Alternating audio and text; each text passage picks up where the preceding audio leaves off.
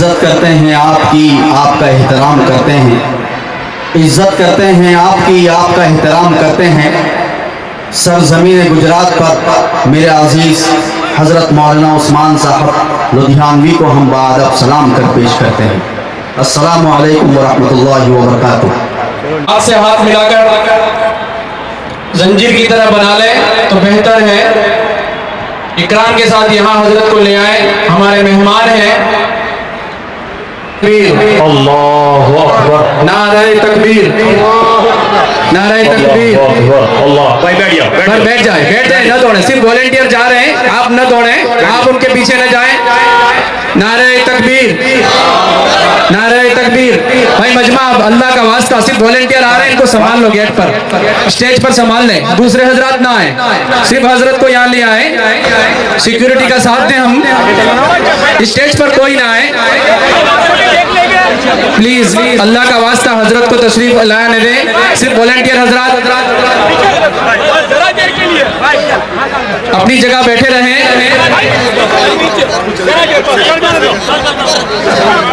भाई अल्लाह का वास्ता, अल्लाह का वास्ता दे रहे हैं।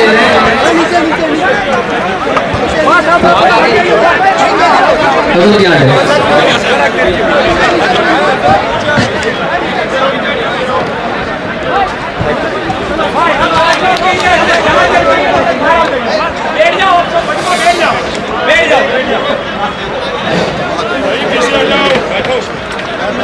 भाई मजमा बैठ जाएं और स्टेज से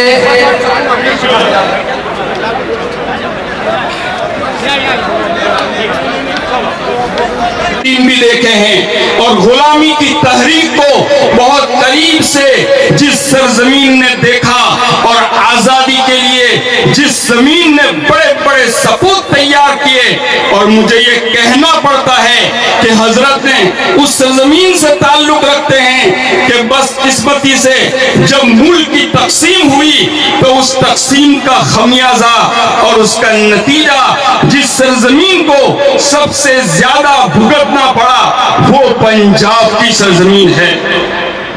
नागवार हालात का अपनी आंखों से मुशाहदा किया है हजरत ने, किस तरीके से कौमें दूसरे के रहमो करम पर जिंदगी गुजारने पर मजबूर होती है और किस तरीके से मजबूरियां इंसान को दीनो ईमान का सौदा करवाती है और अपनी आस्थाओं के बारे में कॉम्प्रोमाइज करने पर मजबूर कर देती है।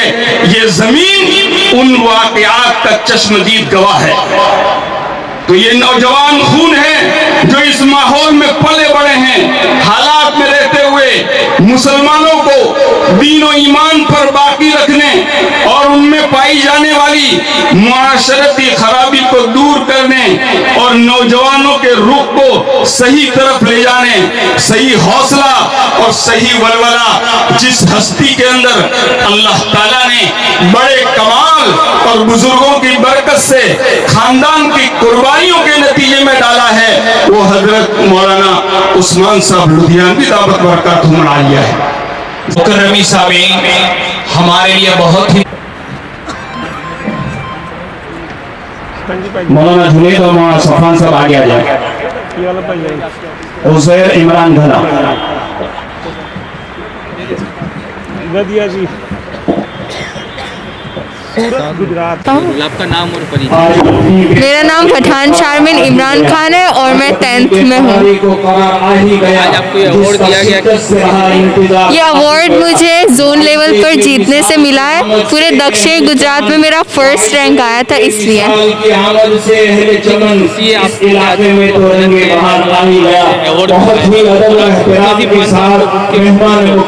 अल्हम्दुलिल्लाह मैं बहुत खुश हूँ ये अवार्ड के लिए। मैंने कभी नहीं सोचा था कि मुझे ये अवार्ड मिलेगा। बस मैं अल्लाह से थैंक करूँगी ये अवार्ड के लिए। और बाकी जो लड़कियां हैं, बाकी समाज की, मुस्लिम समाज की बच्चियां हैं, बेटियां हैं, आजकल जो है सोशल मीडिया में गुम है, उन लोगों को क्या मैसेज देना चाहोगे कि कैसी जो है मेहनत करनी चाहिए, माँ बाप का नाम रोशन करना चाहिए, समाज का, देश का नाम और उन्नति देश के लिए दुआएं करनी चाहिए? सोशल मीडिया कुछ इतना बुरा नहीं है जैसे सब सोचते हैं। सबका नज़रिया अलग होता है, कौन कैसे देखता है वो उनका नज़रिया सही करना होता है। अगर आप गलत देखोगे आप गलत सीखोगे, सही देखोगे तो सही सीखोगे। पढ़ लिख कर अपने माँ बाप का नाम रोशन कीजिए।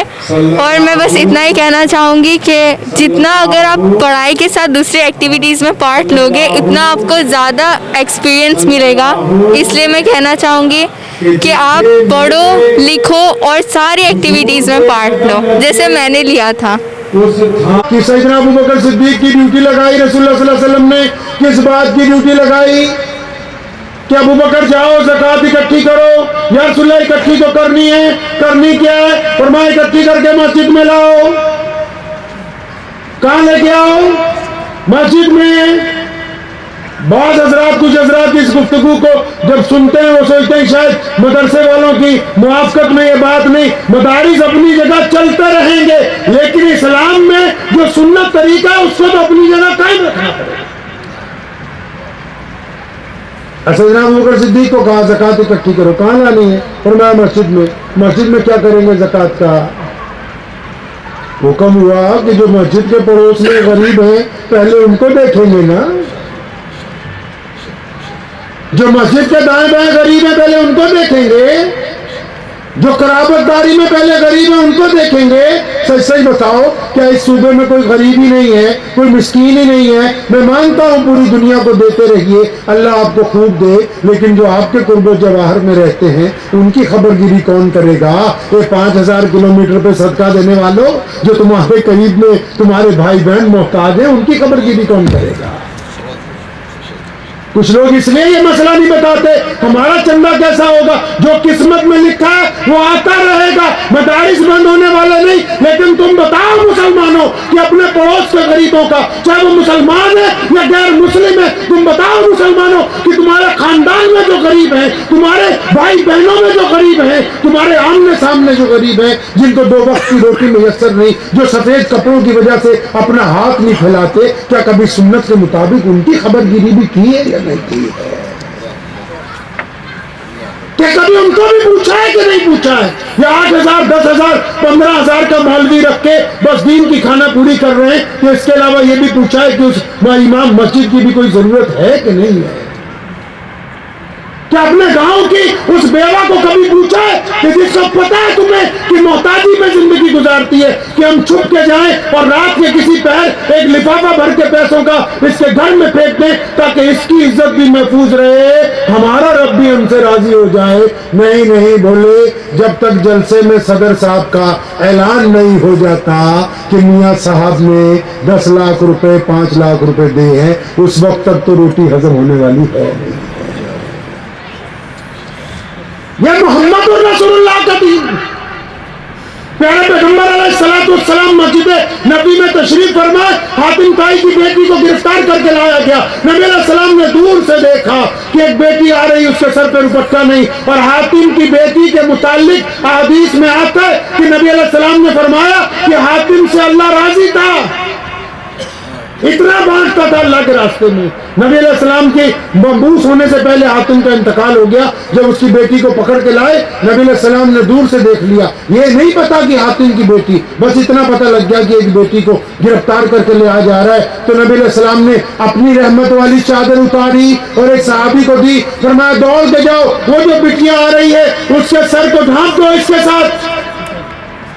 अब उस सहाबी ने अज़राए मोहब्बत, अज़राए अकीदत ये बात कही कि अगर ये चादर की बजाय मैं अपनी चादर दे दूं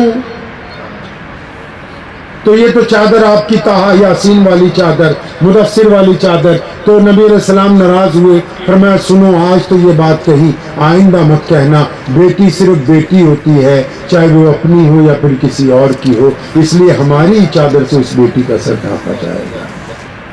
और जब उसका सर ढांपा गया, वो रोने लगी, या रसूलुल्लाह सल्लल्लाहु अलैहि वसल्लम, मैं तो आपके पास आके कुछ सवाल करने वाली थी, लेकिन आपके इस अमल ने ये बता दिया कि आप जमीन के बादशाह बन के नहीं आए, आप दिलों के शहंशाह बनकर तशरीफ लेके आए।